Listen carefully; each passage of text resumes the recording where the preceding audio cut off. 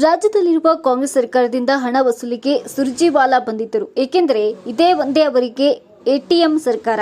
ಅಂತವರು ನಮ್ಮ ಡಿಎನ್ಎ ಬಗ್ಗೆ ಮಾತನಾಡಿದ್ದಾರೆ ಎಂದು ಬಿಜೆಪಿ ಅಭ್ಯರ್ಥಿ ಹಾಗೂ ಹಾಲಿ ಕೇಂದ್ರ ಸಚಿವ ಪ್ರಹ್ಲಾದ ಜೋಶಿ ವಾಗ್ದಾಳಿ ನಡೆಸಿದರು.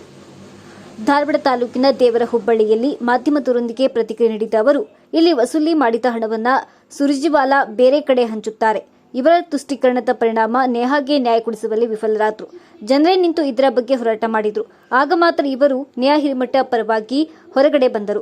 ದಲಿತ ಯುವಕನೊಬ್ಬನ ಹತ್ಯೆಯಾಗಿದೆ. ಆತನ ಕುಟುಂಬಕ್ಕೆ ಇಷ್ಟೊಂದು ಸಿಂಪತಿ ಸಿಕ್ಕಿಲ್ಲ. ಏಕೆಂದರೆ ಅಲ್ಲಿ ಹೋರಾಟಗಳು ನಡೆದಿಲ್ಲ, ಅಲ್ಲಿ ಪ್ರತಿಭಟನೆಗಳು ಆಗಿಲ್ಲ ಎಂದು ಏನೂ ಮಾಡಿಲ್ಲ. ಆದರೆ ನ್ಯಾಯ ವಿಷಯದಲ್ಲಿ ಸಾಕಷ್ಟು ಹೋರಾಟಗಳು ನಡೆದಿದ್ದಕ್ಕೆ ಕಾಂಗ್ರೆಸ್ ಸರ್ಕಾರ ಸ್ಪಂದಿಸಿದೆ. ಇದು ಕಾಂಗ್ರೆಸ್ನ ದ್ವಿಮುಖ ನೀತಿ ಡಿಎನ್ಎ ಎಂದರು. ಇಡೀ ದೇಶದಲ್ಲಿ ಸರ್ಕಾರ ರಚಿಸಲು 222 ಸ್ಥಾನಗಳು ಬೇಕು. ಕಾಂಗ್ರೆಸ್ನವರು ಸ್ಪರ್ಧಿಸುತ್ತಿರುವುದು 230 ಕ್ಷೇತ್ರಗಳಲ್ಲಿ. ಇವರು ಚೊಂಬು ಹಿಡಿದು ನಿಂತಿದ್ದಾರೆ. ಮೋದಿಯವರು ಬರುವ ಮೊದಲು ಕಾಂಗ್ರೆಸ್ನವರು ಚೊಂಬು ಹಿಡಿದುಕೊಂಡೇ ಹೊರಗಡೆ ಹೋಗುತ್ತಿದ್ರು.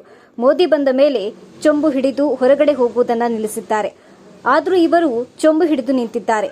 12 ಕೋಟಿಗಿಂತ ಹೆಚ್ಚು ಶೌಚಾಲಯಗಳನ್ನು ನಾವು ನಿರ್ಮಿಸಿದ್ದೇವೆ. ಆದರೂ ಇವರು ಚೊಂಬು ಹಿಡಿದು ನಿಂತಿದ್ದಾರೆ ಎಂದು ವ್ಯಂಗ್ಯವಾಡಿದರು.